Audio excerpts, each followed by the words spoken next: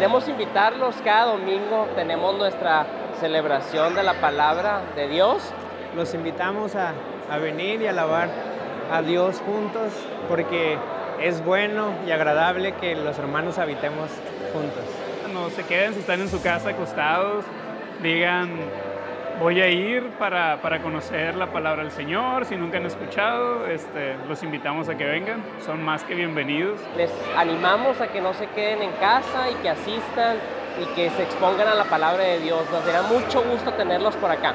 La congregación Senda de Gracia, los esperamos, son todos bienvenidos. Aquí en Senda de Gracia a las 11 a.m. Te queremos ver aquí, te esperamos en Senda.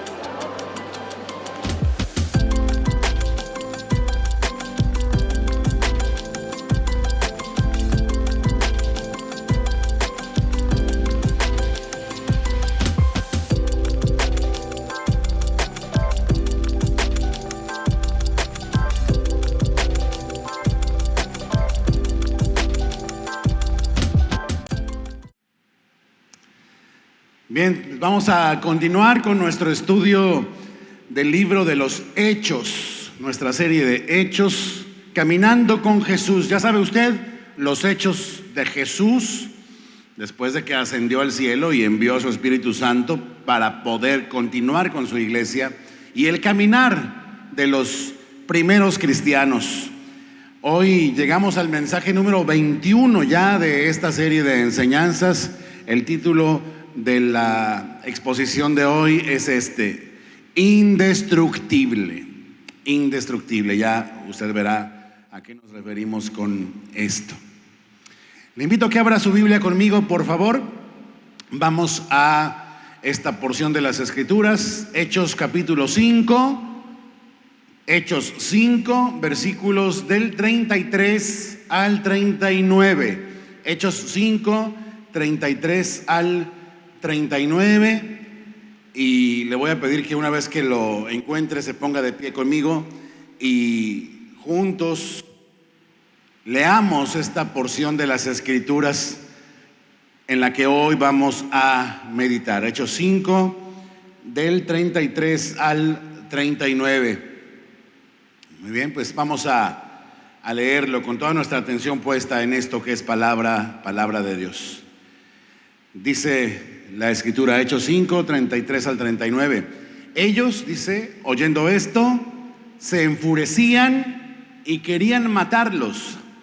Entonces, levantándose en el concilio un fariseo llamado Gamaliel, doctor de la ley, venerado de todo el pueblo, mandó que sacasen fuera por un momento a los apóstoles, y luego dijo: varones israelitas, vean bien lo que van a hacer respecto a estos hombres, porque antes de estos días se levantó Teudas diciendo que era alguien.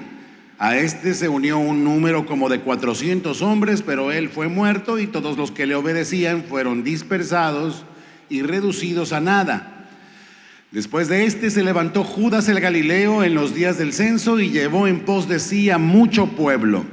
Pereció también él y todos los que le obedecían fueron dispersados. Y ahora les digo: apártense de estos hombres y déjenlos, porque si este consejo o esta obra es de los hombres, se desvanecerá, mas si es de Dios, no la podrán destruir. No sean tal vez hallados luchando contra Dios. Oremos. Señor, te damos gracias por tu palabra, por este tesoro que tú has preservado para que pudiera llegar intacto hasta nosotros, Señor. Te rogamos que del mismo modo, Señor, ahora nos abras los ojos y los oídos a lo que tú quieres mostrarnos y hacernos entender, Señor. Que tu palabra expuesta hoy cumpla el propósito para el cual nos la envías y nos la haces escuchar otra vez, Señor. Que podamos darte la respuesta que tú demandas a lo que hoy quieres hablar a nuestros corazones. Que tu Espíritu nos hable y nos dirija. Te lo rogamos en Cristo Jesús. Amén. Amén. Tome su lugar, por favor. Bien, pues nos quedamos en el relato de las semanas más recientes, en estos primeros días de la iglesia, con que los apóstoles, que fueron los primeros pastores de la iglesia, estaban predicando el evangelio en todas partes, en el templo, por ejemplo, donde habían sanado a un cojo, donde muchos se habían convertido, se habían vuelto a Dios y se habían rendido a Cristo. Seguían predicando y vimos cómo esta predicación molestaba al mismo grupo de religiosos al cual Jesús mismo inquietaba. Las autoridades del templo, los saduceos, los fariseos, si ya la habían emprendido contra Jesús y lo habían llevado hasta la muerte y muerte de cruz, pues ¿qué podíamos esperar? Sino que también se fueran contra los discípulos. Ya vimos cómo estas autoridades religiosas los amenazaron, los apresaron. Vimos también cómo un ángel los liberó de una forma asombrosa, para sorpresa de todos, menos de los religiosos, que pese a estas cosas asombrosas que sucedían con los discípulos de Jesús, seguían en contra de ellos. Así que los volvieron a llamar, los azotaron, eso lo vimos la ocasión anterior, y les advirtieron, siempre les advirtieron que dejaran de hablar de Jesús. Pero los discípulos nunca aceptaron esa advertencia y siempre respondieron con claridad, con certeza, con convicción, que ellos no iban a obedecer esa instrucción ni se iban a amedrentar ante esa advertencia. Ellos siempre respondían que les era necesario obedecer a Dios antes que a cualquier hombre. Y ahí nos quedamos la vez anterior, precisamente en los apóstoles plantándose así de firmes, poniéndole la cara al asunto, al problema, no con altivez, no con orgullo, no de forma grosera, pero sí de forma muy clara y determinada, con gran valor. Hoy vamos a ver entonces cómo reaccionaron las autoridades religiosas de aquellos días. Dice ahí en el versículo 33 que ellos, o sea, los religiosos, los fariseos, las autoridades del templo, oyendo esto, oyendo a los apóstoles de Jesús con toda firmeza diciendo que seguirían obedeciendo a Dios, dice que estos se enfurecían contra los discípulos y querían matar a los apóstoles, matarlos.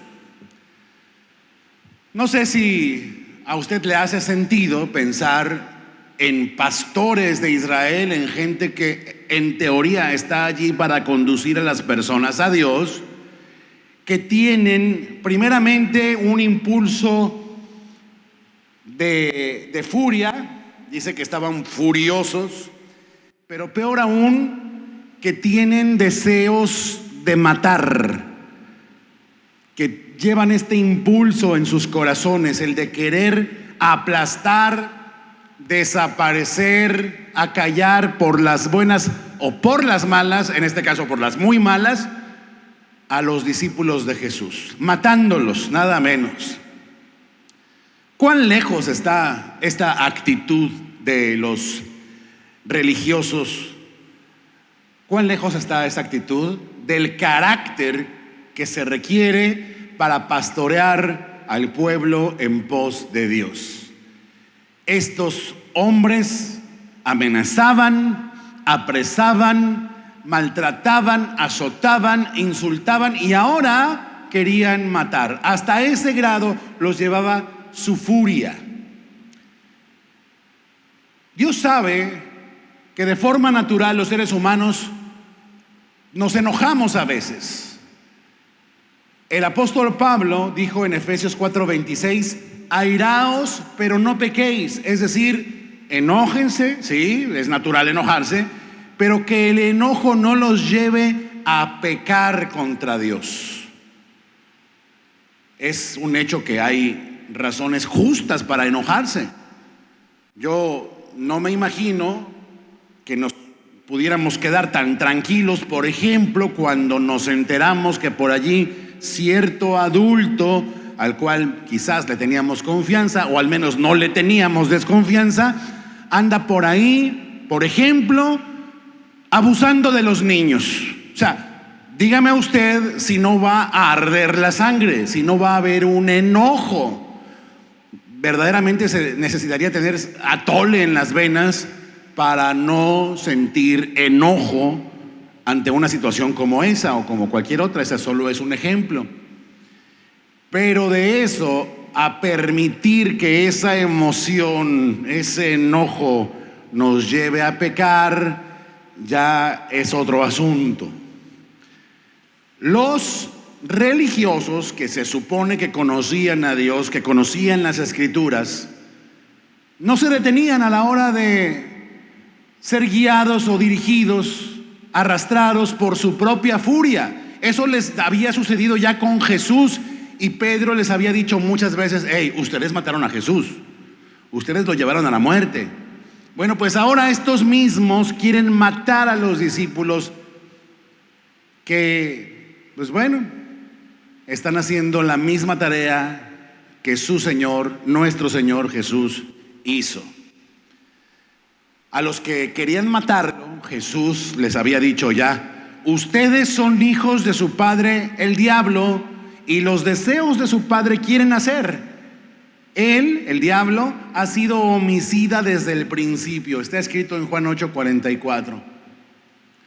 Sin duda, nadie que se diga cristiano, cristiana, y mucho menos líder como estos líderes que estamos viendo aquí, se puede dar el lujo de enfurecerse a tal grado que su furia lo arrastra a cometer grandes pecados, incluso los más terribles, como el de matar a tu adversario, a tu oponente. Bueno, de entrada habría que ver si un cristiano debería considerar que tiene oponentes, ¿no?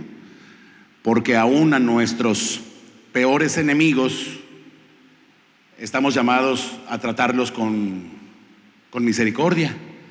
Porque nosotros, habiendo sido enemigos de Dios, fuimos también tratados con misericordia, con amor y con paciencia.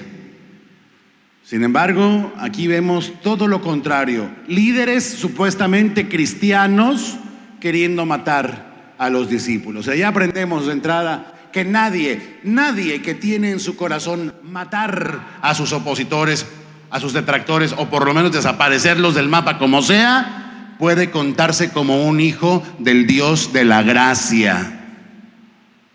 Tú quieres desaparecer al prójimo y quizás no te das cuenta de cuántos prójimos quisieran desaparecerte a ti, pero tú has recibido la gracia de aquel que tenía el derecho de tomar tu vida y enviarla a la condenación eterna, y que sin embargo, lleno de misericordia y de amor, ha querido rescatarte. ¿Cómo tú vas a desear algo diferente para tus enemigos, si cuando tú y yo fuimos enemigos de Dios, fuimos tratados con gracia, misericordia y amor? Le debemos lo mismo al peor de nuestros enemigos, lo mismo.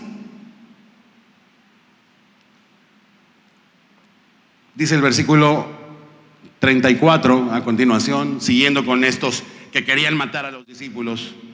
Dice que entre ellos entonces, en el concilio, entre los religiosos, se levantó un fariseo llamado Gamaliel. ¿Cómo se llama? Gamaliel. No sé si se apellidaba Verduzco, pero por ahí anda la cosa. Gamaliel, dice, era un doctor de la ley, venerado, respetado por todo el pueblo. Él mandó, dice, que sacasen fuera por un momento a los apóstoles, y luego dijo, o sea, los sacaba para que no oyeran ellos: varones israelitas, miren por ustedes lo que van a hacer respecto a estos hombres. Dicho en otras palabras, fíjense bien lo que están haciendo. O sea, piensen cómo los vería de enfurecidos, ¿verdad? Evidentemente, si les está diciendo pongan cuidado en este asunto, es porque no están mostrando el menor cuidado. Ellos se están dejando llevar por su furia, están gobernados por sus tripas.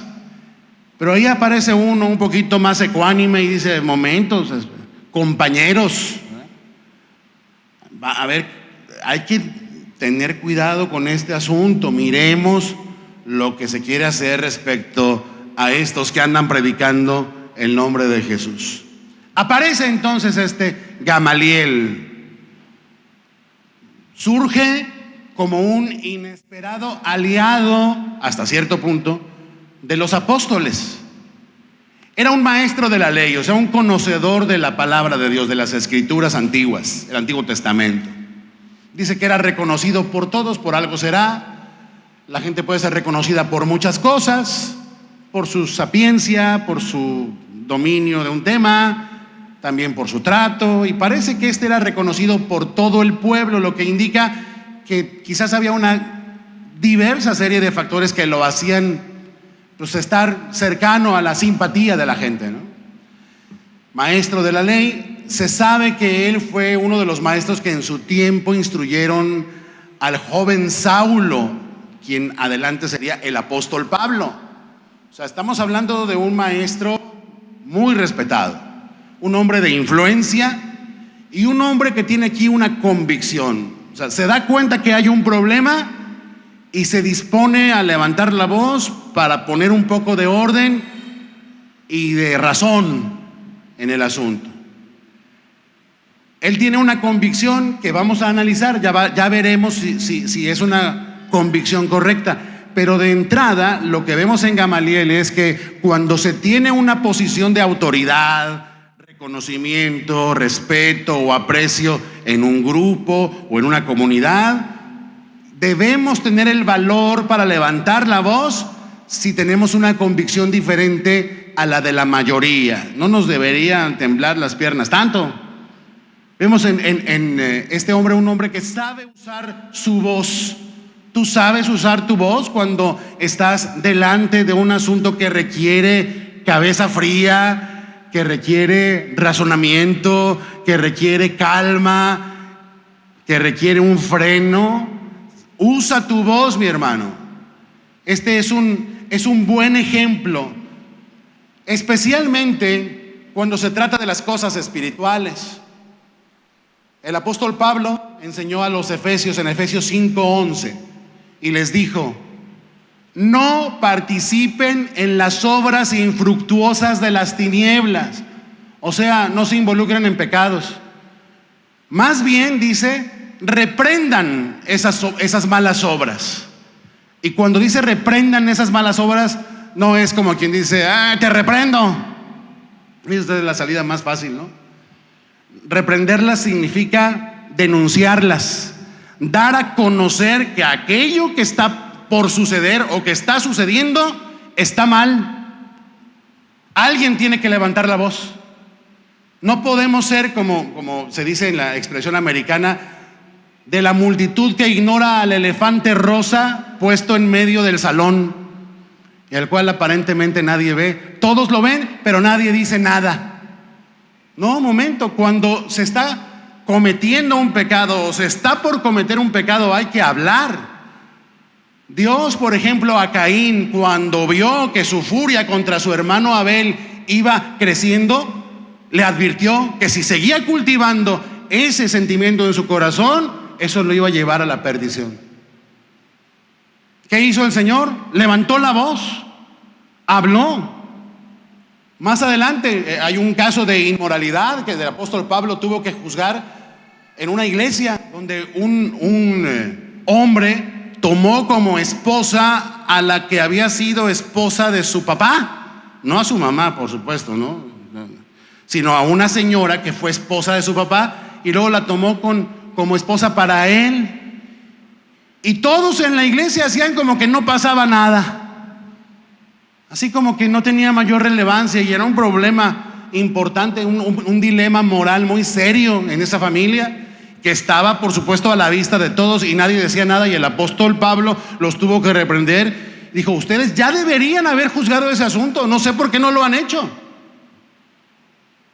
Entonces se tiene que hablar, aún entre nosotros estamos llamados. La escritura nos enseña, Jesús nos enseñó que si tú ves a tu hermano pecar, vayas con él y le hagas ver su falta y lo llames al arrepentimiento y dices, si te oyó, has ganado a tu hermano. O sea, ahí quedó el asunto.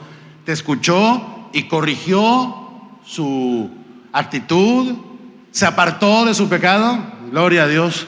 Pero fíjate, alguien, y ese alguien puede ser cualquiera de nosotros, es comisionado. Tú ves a tu hermano que está en pecado y vas y hablas con él en amor, por supuesto, dice, considerándose a sí mismo cada uno, ¿no? No sea que tú también seas tentado. Y trata a tu hermano que está fallando como te gustaría que te trataran a ti cuando tú falles. Pero tenemos esa responsabilidad. Alguien tiene que levantar la voz. Alguien tiene que decir, hey, momento, esto está mal. Aunque sea impopular hacerlo, aunque vayas en contra de la mayoría abrumadora, aunque pienses que te van a criticar y a descalificar, alguien tiene que levantar la voz. Y ese alguien, mi hermano, mi hermana, eres tú. Felicidades. Ahora, volviendo al caso de Gamaliel, es probable que a Gamaliel sí de pronto le escandalizara el impulso homicida de sus compañeros sacerdotes y religiosos, y que buscara de entrada pues una manera, la que estuviera a su alcance, para detenerlos, pero también sin hacerlos enojar más, porque ya estaban furiosos. Entonces él lo que trata es de hacerlos pensar, ¿verdad? Trata de hacerlos pensar. Hay que usar la cabeza para intervenir. Uno debe participar y detener el inminente mal que otros están dispuestos a hacer. No deberíamos ser indiferentes cuando una maldad se está preparando, se está cocinando, se está gestando, o está a punto de cometerse, o ya de plano se está cometiendo. Sí. No deberíamos ser indiferentes ni indolentes. Ay, no, mejor no digo nada. ¿Para qué me meto yo en problemas? Bueno, probablemente en nuestra cultura hemos aprendido a guardar silencio ante ciertos abusos de ciertos personajes poderosos, porque sabemos que nos puede costar la vida. Usted sabe de lo que estoy hablando. Por la gracia de Dios vivimos en Culiacán. Pero ¿qué hay dentro de la iglesia, entre nosotros? Esto no tendría por qué ser así. No podemos permitir el avance de la maldad, el avance de la injusticia, el avance del pecado entre nosotros y no decir nada. No, ¿para qué me meto en broncas? Ay, mejor a ver quién levanta la voz. Entonces vemos en Gamaliel ese rasgo que es positivo, ¿no?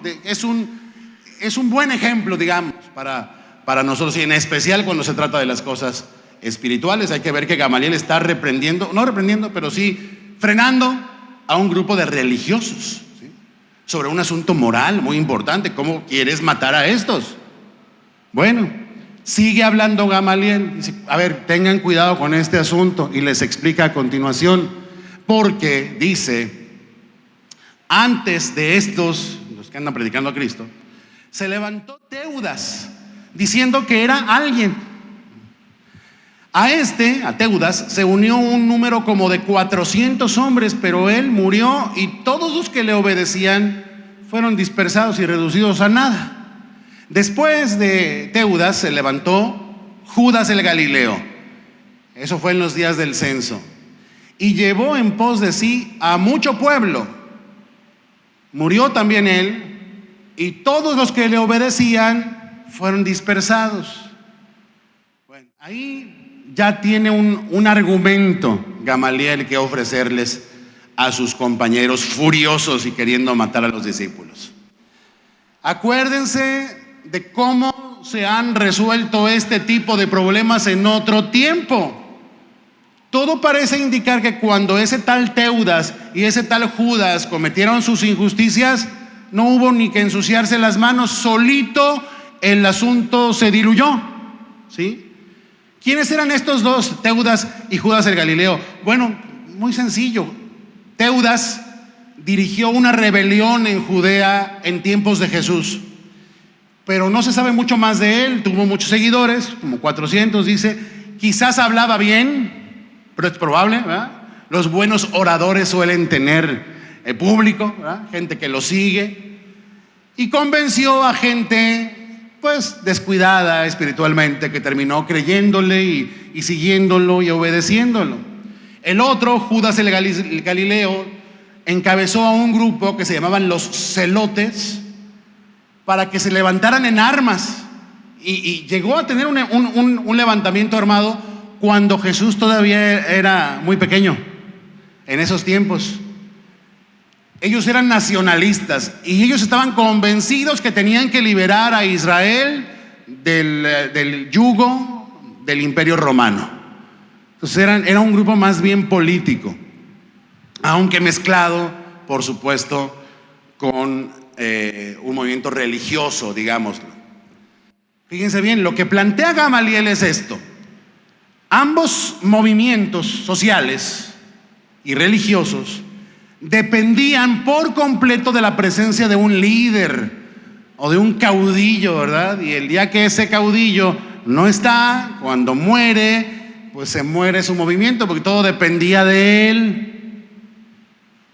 En los peores casos, y a lo largo de la historia ha habido hombres así, pues ha habido gente muy peligrosa, gente que se hace de muchos seguidores y luego los convencen de cosas verdaderamente terribles, como estos líderes religiosos. Tal vez alguien de cierta edad recordará a un tal Jim Jones, ¿verdad? Que luego atraen a multitudes detrás de ellos y hasta han llevado a multitudes a suicidarse masivamente. O sea, no hacen poco daño, son realmente de manera potencial muy peligrosos estos líderes religiosos, ¿sí? Llevan a la gente hasta esos extremos, ¿no? Y sobre todo pues los desvían de la verdadera fe, ¿sí? Ahora leemos esto y pensamos, ¿y qué va a ser de esta iglesia? ¿Qué irá a ser de esta iglesia cuando el pastor Héctor y el pastor Jaime pues ya no estén? Ya se va a acabar todo, ¿no? Pues ya no están ellos, ya se va a diluir todo, ya se deshizo, ya. ¿Te acuerdas que había una iglesia que se llamaba Senda de Gracia? Ya se murieron los pastores y pues ya no existe. De pronto sucede, tristemente sucede. Pero la pregunta es, ¿tendría que suceder así? No tendría por qué ser. La iglesia no es ese tipo de grupo. Y cuidado, porque se puede convertir, y a menudo se convierte en un tipo de grupo como esos, cuando se le rinde culto y pleitesía y casi adoración entre algodones a los líderes de la iglesia. Y los hay, a lo largo de la historia los ha habido en movimientos de doctrinas bastante equivocadas, y también, cuidado, por causa de nuestros malos corazones, también de pronto levantamos de más a líderes de iglesias de sana doctrina. Cuidado, hermanos, se ha visto a lo largo de la historia, no es nada nuevo. Hoy algunos se sorprenden de ciertos líderes que están siendo tratados así, están siendo llevados casi a los altares de adoración, pues porque han sido de mucha bendición y han sido gente muy estudiosa y que ha sembrado mucho en el reino. Pero cuidado que un día no se vaya a decir, uy, cuando se murió el pastor fulanito de tal, pues hasta ahí se acabó su iglesia, ya no hubo más. Cuidado con eso, hermanos. Ese es un llamado también para nosotros. No sigamos a personalidades o a personajes en lugar de seguir a la persona que Dios designó para salvación. ¿Quién es esa persona? Jesucristo, nuestro Señor, el Hijo de Dios que se hizo hombre por nosotros. Sería una tragedia que esta iglesia, a la partida de su servidor y del pastor Jaime, ya no pudiera seguir siendo un lugar de adoración, del que otros misioneros salgan, del que otros pastores surjan, del que otros maestros se consoliden, del que otros servidores crezcan. Pero si de pronto se da ese tratamiento a los pastores o a los líderes, ¿no?, como de figuras intocables, como de gente inaccesible, pues entonces sí, estamos por mal camino, ¿no? Y todos debemos tener cuidado de eso. Los pastores necesitamos que ustedes nos cuiden de eso. Y nosotros tenemos que cuidarnos también y cuidar de que ustedes no nos vuelvan eso. Somos esencialmente hermanos que tenemos funciones diferentes. Nos tocó hacer tareas distintas. Por la gracia de Dios, al pastor Jaime y a mí nos tocó estar en este tiempo, en este lugar, de este lado. Pero este lado es el mismo lado tuyo, al final. Todos siguiendo a Cristo. No ustedes siguiéndome a mí, sino yo y ustedes con todos en una misma familia, siguiendo a Cristo Jesús nuestro Señor. Bueno, ya decíamos entonces, estos dos líderes religiosos formaron su grupito y al morir, pues se deshizo el grupito. Todo dependía de ellos, ¿sí? Vamos a ver qué sigue diciendo Gamaliel. Dice: ahora les digo a ustedes, apártense de estos hombres, o sea, déjenlos en paz. Ya déjense de estar poniendo atención en ellos. Dice, porque si este consejo o esta obra es de los hombres, se desvanecerá, ¿verdad? O sea, si su movimiento es de inspiración puramente humana y no divina, pues cuando se muera ¿cómo se llama este que le está predicando? Pedro, ¿eh? Pedro. Pues cuando se muera ese tal Pedro, pues ya se va a diluir todo. Se va a desvanecer. Cuando su líder muera, su obra morirá. Fíjense bien, los ejemplos anteriores de Teudas y de Judas el Galileo podrían hacernos pensar pues, que Gamaliel tiene razón, ¿verdad? Tiene razón. Déjenlos. ¿Por qué? Porque las sectas de Teudas y de Judas el Galileo, quizás, no se sabe cuánto tiempo, pero quizás duraron unos meses o unos poquitos años. Y ya, se acabó. Sin embargo, ojo, hay otros casos de otras sectas fundadas por hombres que demandan ser seguidos, que duran más tiempo. Los fundadores, por ejemplo, del movimiento del mormonismo murieron y el mormonismo ha seguido, ya lleva 190 años. O el movimiento de los testigos de Jehová, su líder, su fundador murió también, pero su movimiento ya lleva 150 años. Entonces, pregunto aquí, el hecho de que esos movimientos perduran indica que esa es una obra divina y no humana. ¿Será el caso? Pues no vamos a entrar en detalles, pero hoy me estoy refiriendo a estos dos movimientos por poner solamente un ejemplo. Pero son movimientos que han dependido de la figura central de un hombre que hasta el día de hoy se sigue recordando como el líder, que se han desviado de la verdadera fe en Cristo, que enseñan otro evangelio totalmente inconsistente con las escrituras, con la palabra de Dios, y han durado. Entonces, el hecho de que hayan durado, ¿significa que son de Dios? ¿Que Dios avala eso? No es así. De modo que cuidado con esta afirmación, porque el éxito numérico o la prevalencia, o sea, el hecho de que prevalezca un movimiento religioso, no puede ser usado como una medida de lo verdadero. O sea, que algo dure, pues a lo mejor sí dura, ¿no? Y dura toda tu vida, ¿no? Nosotros desde que nacimos ya estos movimientos estaban ahí. Y a lo mejor vamos a morir nosotros y los movimientos van a seguir. O sea, sí duran mucho tiempo, pero eso es medida de la verdad. ¿Eso indica que están en la verdad? Y la respuesta es no, por supuesto que no. Lo falso es falso aunque dure. ¿Sí? Entonces, no todo lo falso se acaba pronto. Sí hay movimientos falsos muy concentrados en un liderazgo que se mueren pronto, pero hay otros que no. O sea, esto que dice Gamaliel no es ley, no siempre se cumple. Ya veremos, por ejemplo, si estos falsos movimientos que están más cercanos a nosotros, en tierras sinaloenses, movimientos que se dicen cristianos pero se la pasan invocando ángeles, o movimientos que se dicen cristianos pero que andan proclamando a diestra y siniestra que el Espíritu Santo es mujer, pues ya vamos a ver qué pasa cuando sus líderes no estén. ¿Quién sabe? A lo mejor subsisten, a lo mejor sus líderes mueren, que son los que han introducido estas herejías, y el movimiento sigue. Pero aún si siguen, eso no los hace mejores, no los hace verdaderos. Y uno entonces dice, a ver, entonces lo que dijo Gamaliel, ¿dónde queda?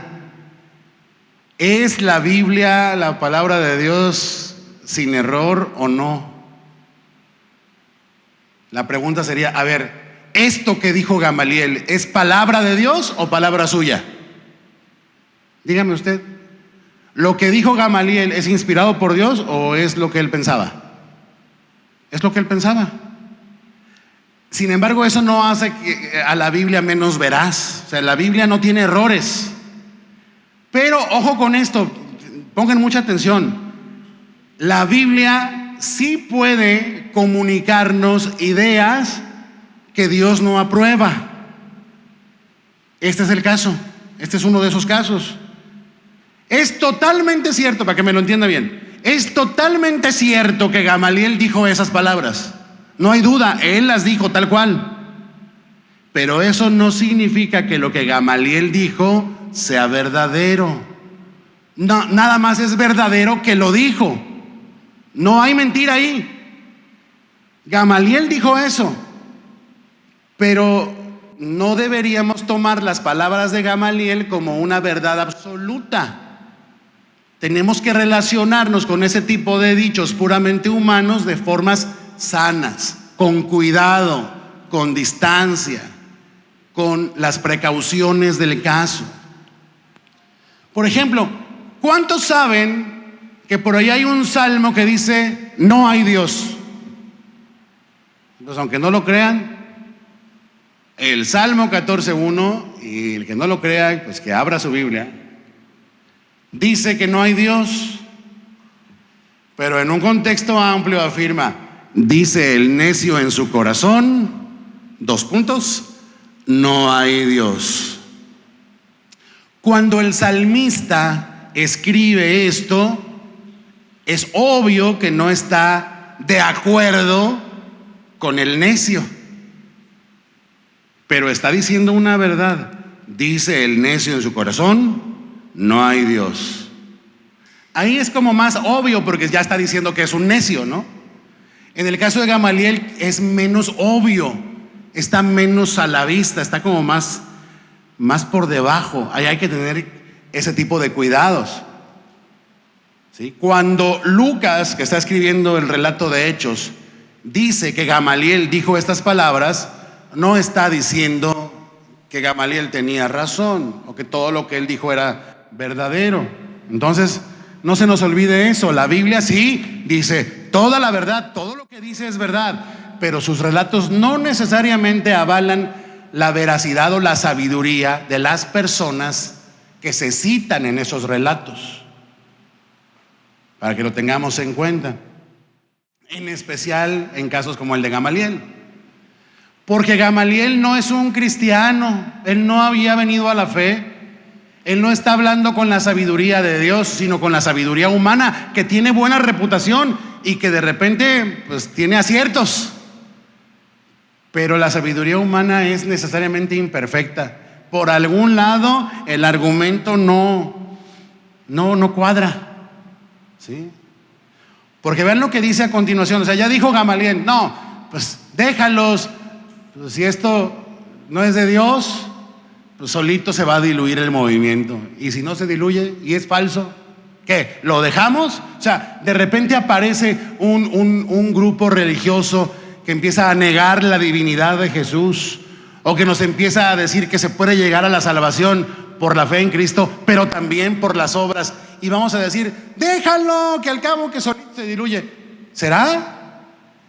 ¿Y vas a dejar que tus hijos vayan y sigan esa doctrina? ¿O tú mismo vas a decir, pues vamos viendo, pues qué tal que es de Dios? No, no podemos tomar entonces el principio de Gamaliel como un principio que dirija nuestras vidas, ¿verdad? ¿Están de acuerdo con eso? O sea, no, aguas. Pero vean lo que dice a continuación. Dice Gamaliel, sigue diciendo, y ahora, bueno, apártense de estos hombres, déjenlos, porque si es obra de hombres se desvanecerá. Y luego dice, pero si es de Dios, no la podrán destruir, no sea que tal vez se encuentren luchando contra Dios. O sea, si la obra es de Dios, es indestructible. Son las palabras de Gamaliel. No podrán acabar con ella. Y peor, o sea, puede que de pronto ustedes estén peleando contra Dios, lo cual es inútil. ¿Quién puede pelear con Dios y vencer? Y por lo tanto, pues sería una cosa necia ponerse a pelear por este asunto. ¿Tendrá razón Gamaliel en esta otra parte de la afirmación? Pues resulta que sí. De este lado de su afirmación encontramos más solidez. Jesús, de hecho, habló así de su iglesia, en esos mismos términos. En Mateo 16:18 Jesús dijo, estaba hablando con Simón y le dijo, tú eres Pedro y sobre esta roca edificaré mi iglesia. Y luego dijo, y las puertas del Hades no prevalecerán contra ella, o sea, contra la iglesia. Se refiere a la muerte cuando dice las puertas del Hades. O sea, ni la muerte podrá destruir a la iglesia. ¿La muerte de quién? Pues de los que forman la iglesia. Ni la muerte podrá prevalecer contra la iglesia. Entonces, lo que está diciendo Gamaliel es totalmente consistente con lo que Jesús enseñó. Ahí no hay vuelta de hoja. Sin duda es así. Ni la muerte podrá detener a la iglesia. Y eso pues ya lo sabemos. En aquel tiempo pues era la primera generación apenas de cristianos, no lo podían saber, pero tú y yo sabemos que los apóstoles murieron y la iglesia siguió adelante. ¿Sí?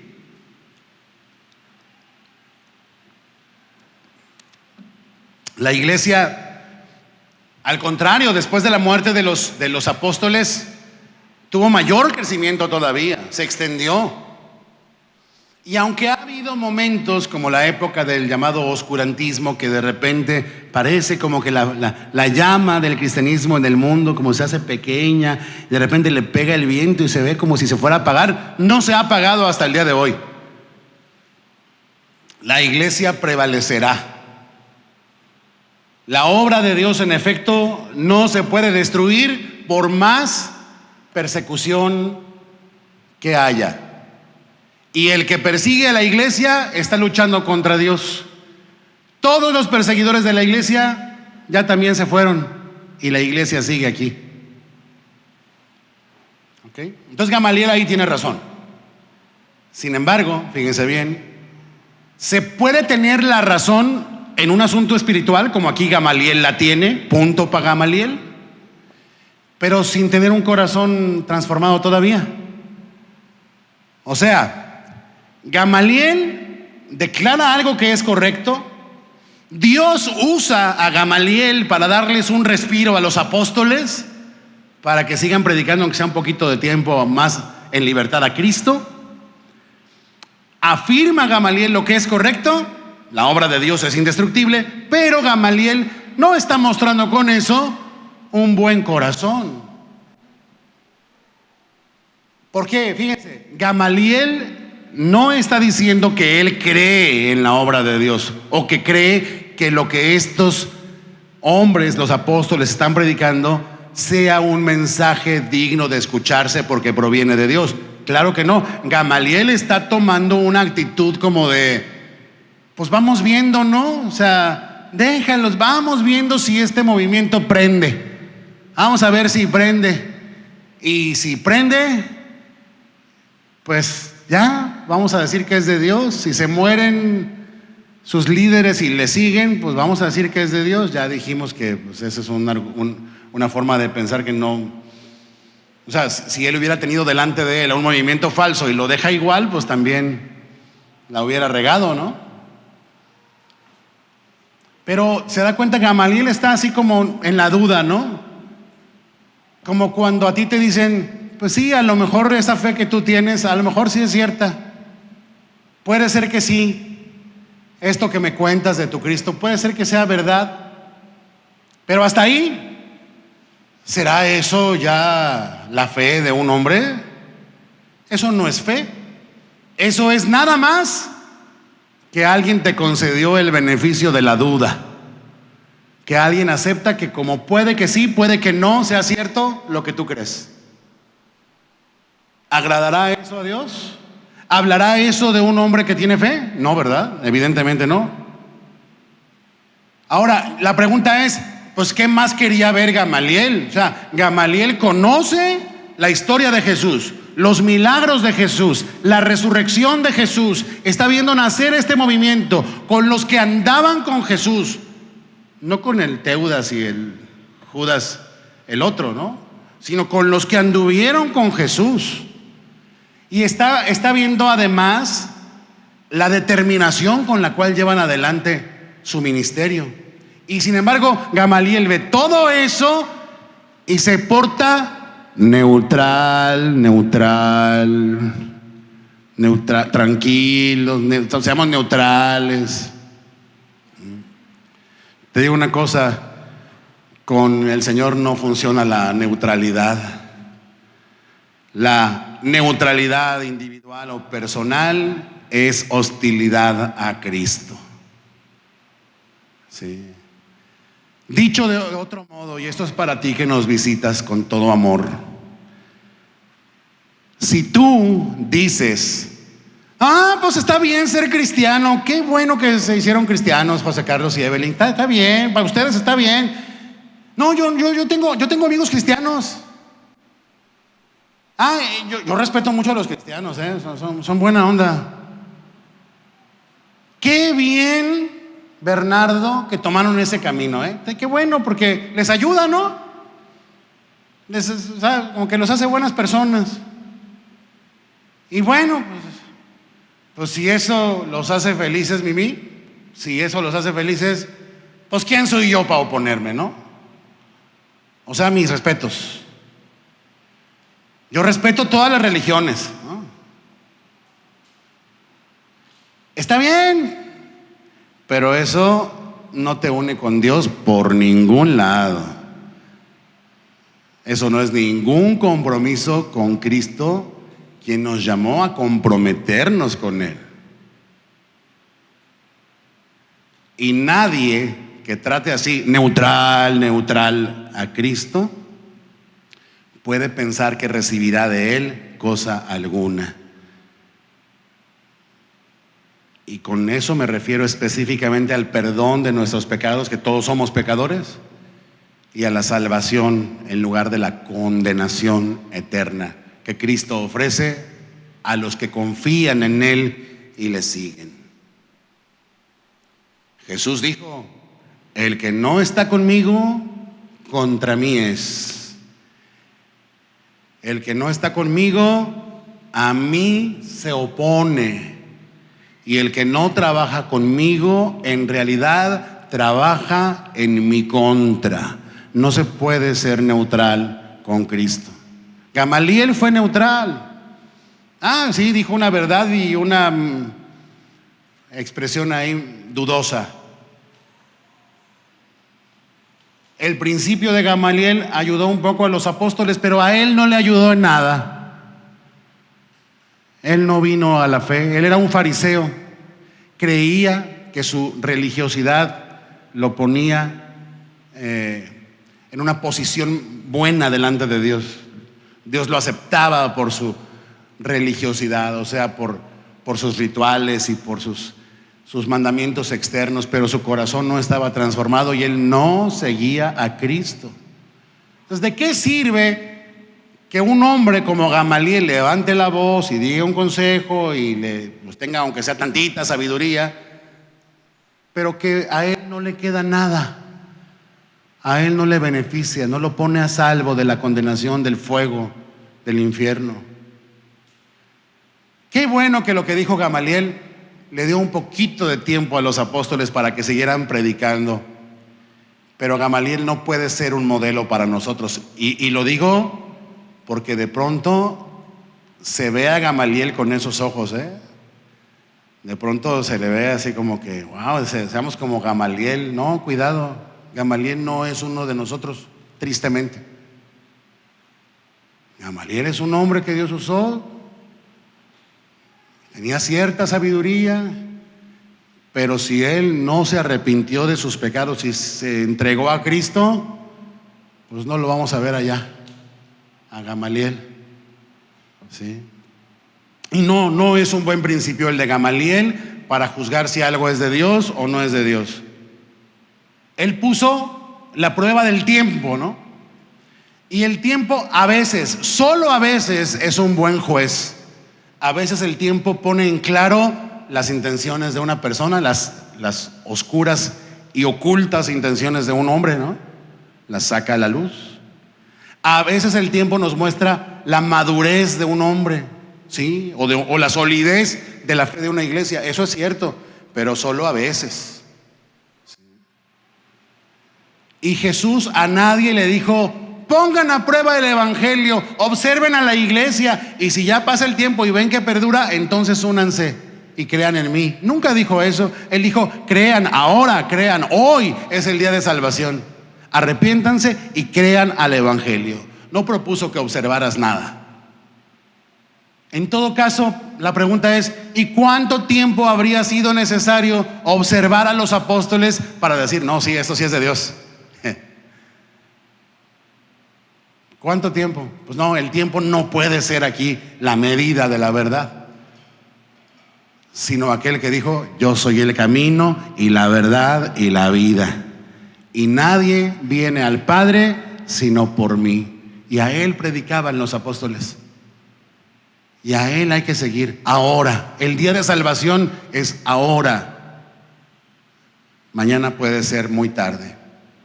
Si nos visitas o nos estás oyendo en otro lado y no te has comprometido con Jesús, con su iglesia, puede que seas muy sabio como Gamaliel, pero no eres un hijo de Dios.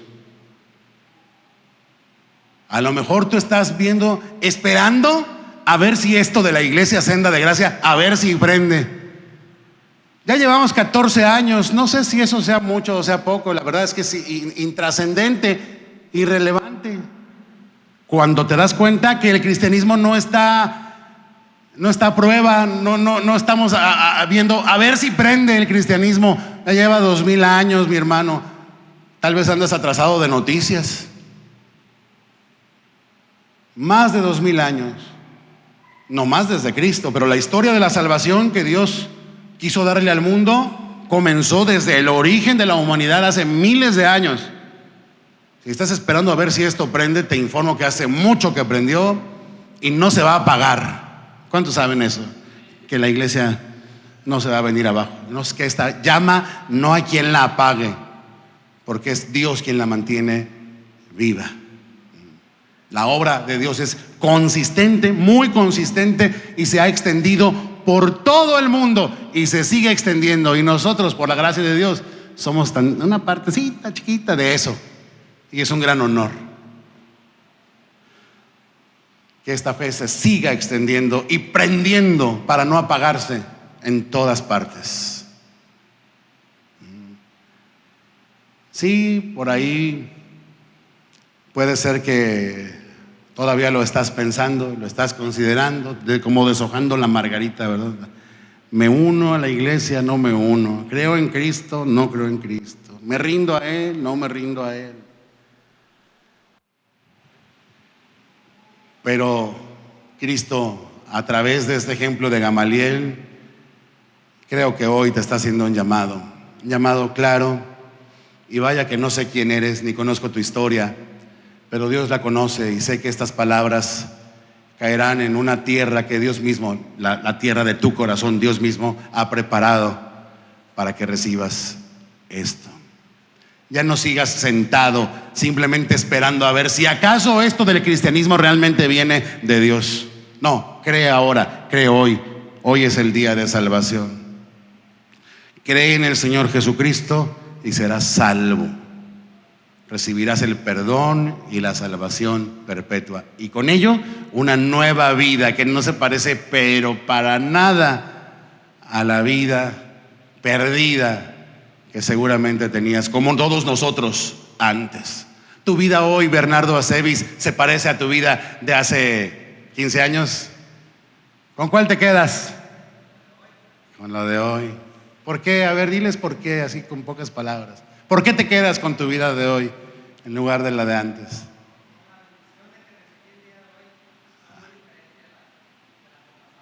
Sí. Eres otra persona, ¿eh? Nació de nuevo Bernardo Acevis.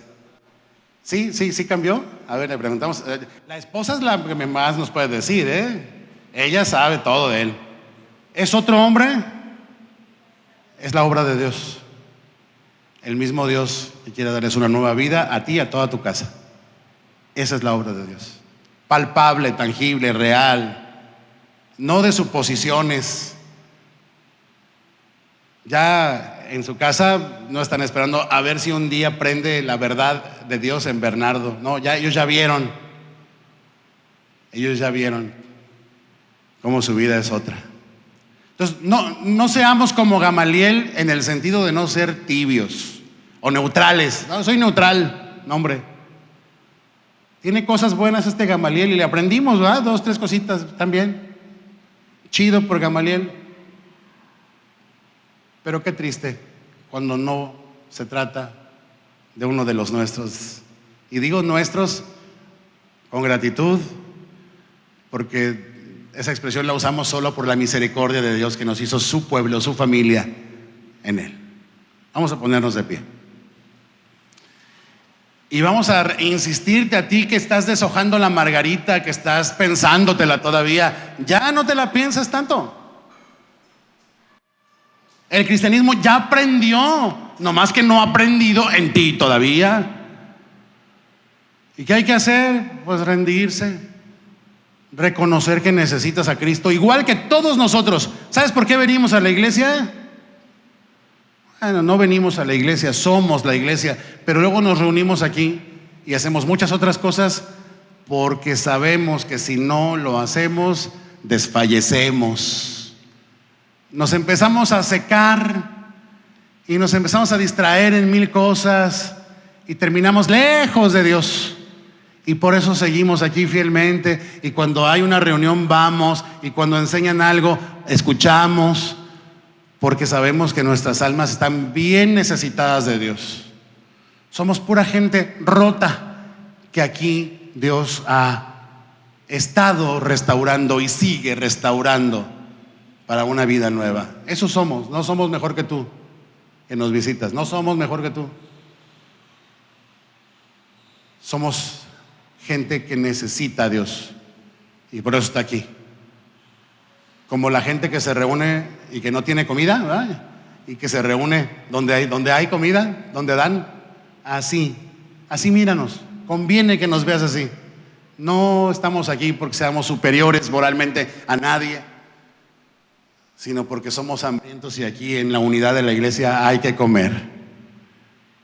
Y ese alimento es Cristo, y eso nos fortalece para vivir la clase de vida que Él quiere, para que estemos capacitados para hacerle frente a todo en este tiempo y en este mundo.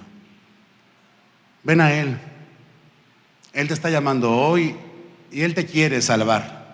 Y Él te quiere renovar, y Él quiere cambiar tu frialdad en el cálido amor que Él da a los que se rinden. Y cuando te encuentres de pronto diciendo que amas a Dios, te darás cuenta que eso solamente ocurrió porque Él te amó primero a ti. Cierra tus ojos y oremos. Gracias, Señor, por esta palabra que nos diste, por este ejemplo, Señor, que nos das de cómo un hombre puede ser sabio según la sabiduría humana, pero no tenerte a ti, y eso es una tragedia. Señor, oramos en esta mañana, Señor, en especial por las personas que están considerando como una posibilidad quizás hasta hoy todavía lejana de unirse a ti, Señor. Que puedan reconocer que como nosotros te necesitan, Señor. Que puedan reconocer que por sabios que puedan llegarse a sentir, esa sabiduría no los va a llevar a ninguna parte, Señor. Pero la sabiduría que proviene de ti, Señor, que es tu palabra, es útil y es eficaz y es poderosa, Señor, para cambiar nuestras vidas y darnos salvación. Que esta palabra que hoy has querido hablarnos, Señor, sea muy útil, Señor, y que pueda acercar a tus pies, Señor, atraer hacia ti a los que aún no están rendidos. Y a todos nosotros, Señor, los que somos tu familia, los que formamos parte de tu pueblo, Señor, ayúdanos también a ser sabios con la sabiduría que proviene de ti, Señor. A ser determinados, Señor, para intervenir cuando hay pecado y detenerlo, para no dejar, Señor, que la maldad cobre un lugar entre nosotros. Eso nos quedamos del ejemplo de Gamaliel, Señor. Pero sobre todo, Señor, recordamos que nuestro máximo ejemplo es Cristo Jesús, quien lo dio todo por nosotros. Ayúdanos a seguir tu ejemplo, Señor, y a ser sabios para hacer una mejor vida y una mejor tarea como iglesia, pero también como familia, y cada uno de nosotros en lo personal, donde nos mantienes presentes, Señor. Que a donde quiera que vayamos podamos ser un grato aroma de ti, oh Dios, y de tu Hijo Jesucristo, en quien confiamos y a quien clamamos en esta mañana. En Cristo Jesús. Amén. Amén. Tome su lugar, por favor.